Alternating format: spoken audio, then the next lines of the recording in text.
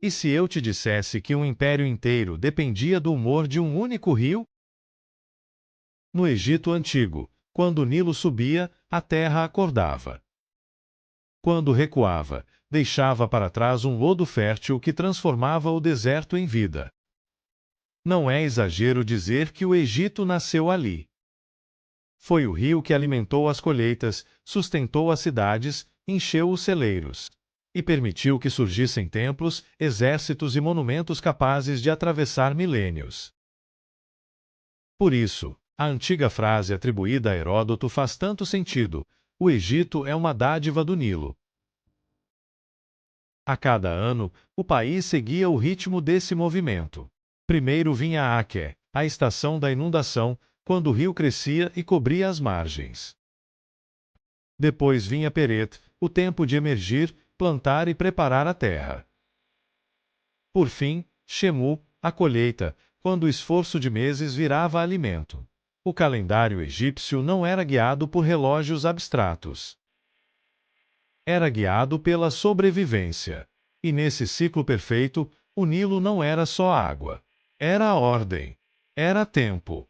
Era a linha que separava a fome da abundância. Mas viver ali ainda era um desafio enorme. Ao redor, havia deserto.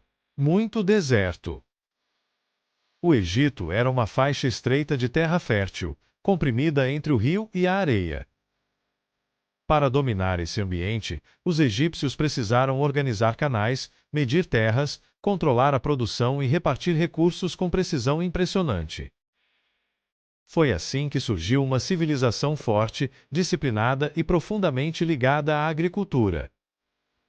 A maior parte do povo trabalhava nos campos, cultivando grãos, legumes e linho.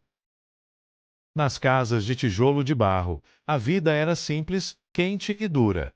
O que sustentava o cotidiano era pouco, mas essencial: pão, cerveja, cebola, alho e trabalho constante. Esse detalhe é importante, porque o Egito Antigo não foi feito apenas de ouro e mistério. Foi feito de gente comum. Famílias levantando cedo. Camponeses lidando com a terra. Artesãos moldando objetos, ferramentas e estátuas. Escribas registrando tudo. A sociedade era hierárquica, com o faraó no topo, seguido por vizires, sacerdotes e administradores.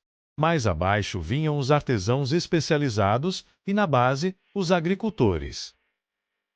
E tudo funcionava porque os escribas controlavam tributos, colheitas e depósitos. O império não se sustentava só pela força. Se sustentava pela contabilidade. E aqui aparece uma surpresa histórica que muita gente não espera. As mulheres no Egito Antigo tinham direitos legais mais amplos do que em várias sociedades antigas. Elas podiam possuir propriedades, comprar, vender, herdar e até firmar contratos. Isso não significa igualdade no sentido moderno. Mas mostra que o mundo egípcio era mais complexo do que o estereótipo costuma sugerir.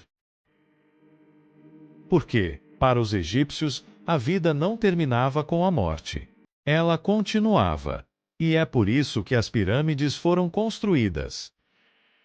Elas não eram apenas monumentos gigantes no deserto. Eram tumbas reais, parte de complexos funerários inteiros. Pensados para proteger o corpo do rei e garantir sua passagem para a eternidade. Havia templo do vale, calçada processional e templo funerário. A pirâmide era o centro de tudo.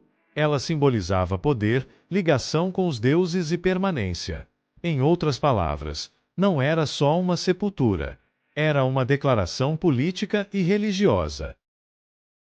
A Grande Pirâmide de Quéops leva isso ao extremo. Com cerca de 146 metros de altura original e milhões de blocos de pedra.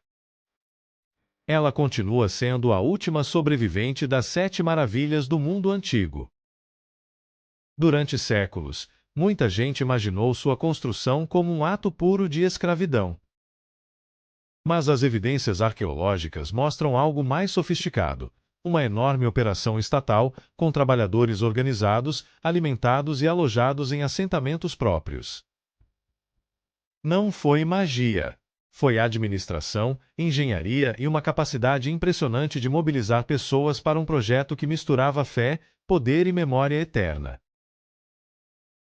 No reino antigo, o faraó era muito mais do que um rei. Ele era visto como o eixo entre os humanos e os deuses. Seu papel era manter a Maete, a ordem, a justiça e o equilíbrio do universo. Sem a Maete, o mundo desmoronava. Por isso, o faraó aparecia nas imagens oferecendo Maete aos deuses, como se dissesse: meu governo mantém tudo no lugar. Essa ideia dava ao poder real uma dimensão sagrada. O rei não governava apenas por conveniência. Ele governava porque o cosmos precisava dele. E quando um sistema político se apresenta como necessário para a existência do mundo, sua autoridade se torna quase absoluta. Com o tempo, porém, esse poder precisou lidar com mudanças, crises e novas formas de organização. No Reino Médio, o Egito se tornou ainda mais planejado, mais administrativo, mais urbano. Cidades ligadas a grandes projetos funerários surgiram para acomodar trabalhadores, sacerdotes e escribas. Era um estado que entendia que construir uma pirâmide significava muito mais do que empilhar pedras. Significava alimentar pessoas, distribuir tarefas, vigiar estoques e controlar o fluxo da economia. A pirâmide, nesse sentido, também era uma máquina de governo. Um rei era lembrado pela eternidade, mas isso dependia do trabalho invisível de milhares de mãos. Depois veio uma virada decisiva. No segundo período intermediário, os Hicsos ganharam espaço no delta do Nilo e trouxeram novidades militares que mudariam tudo. Entre elas, o cavalo e o carro de guerra, além de novas estratégias de combate. O Egito, que havia sido protegido pela geografia, descobriu que também podia ser ameaçado. Esse choque forçou uma transformação profunda. Quando o Reino Novo surgiu, o país já não era apenas uma potência agrícola e religiosa. Tornou-se uma potência militar expansiva, pronta para enfrentar vizinhos, conquistar territórios e disputar controle de rotas comerciais.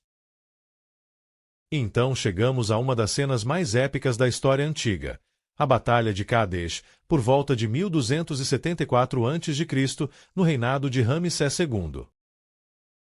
Egípcios e hititas se enfrentaram com carros de guerra em uma batalha que virou símbolo da ambição imperial. O resultado não foi uma vitória simples, como a propaganda real tentou mostrar. Mas o que veio depois foi ainda mais importante: um tratado de paz entre egípcios e hititas, um dos mais antigos acordos internacionais escritos que conhecemos. Isso mostra algo fascinante. No mundo antigo, guerra e diplomacia caminhavam juntas. A espada abria caminho. A escrita selava o acordo. Só que a glória também tinha limites. No fim do Reino Novo, o Egito enfrentou pressões externas cada vez maiores. Grupos conhecidos como povos do mar trouxeram instabilidade ao Mediterrâneo Oriental, e Ramsés III registrou essa crise em seus templos. As imagens mostram combate naval, invasões e defesa desesperada.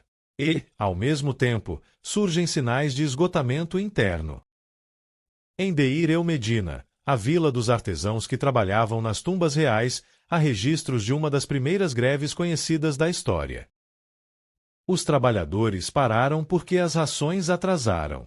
Foi um gesto simples, humano e poderoso. Até os construtores da eternidade precisavam comer. No fim, essa é a grande beleza do Egito Antigo. Ele não foi apenas um reino de pirâmides. Foi uma civilização moldada pela natureza, sustentada pelo trabalho, guiada pela religião e testada pela guerra. O Nilo deu vida. O Estado organizou essa vida. Os faraós tentaram transformá-la em ordem eterna. E o povo, com sua rotina de colheita, ofício e sobrevivência, fez tudo isso acontecer. Quando olhamos para o Egito hoje, vemos areia, pedra e silêncio.